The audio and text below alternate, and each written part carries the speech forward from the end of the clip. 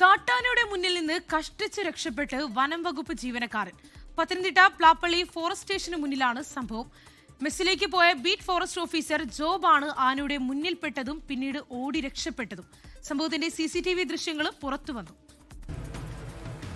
രാത്രി 8 മണിയോടെ ഫോറസ്റ്റ് ഓഫീസിൽ നിന്ന് മെസ്സിലേക്ക് പോയപ്പോഴായിരുന്നു ബീറ്റ് ഫോറസ്റ്റ് ഓഫീസർ കാട്ടാനയുടെ മുന്നിൽ അകപ്പെട്ടത്. ജോബിന് നേർക്ക് ആന പാഞ്ഞടുക്കുന്നതിന് മുമ്പ് അത്ഭുതകരമായി ഫോറസ്റ്റ് ഓഫീസർ ഓഫീസിനുള്ളിലേക്ക് ചാടിക്കയറി. പത്തനംതിട്ട പ്ലാപ്പള്ളി ഫോറസ്റ്റ് സ്റ്റേഷന് മുന്നിലാണ് സംഭവം.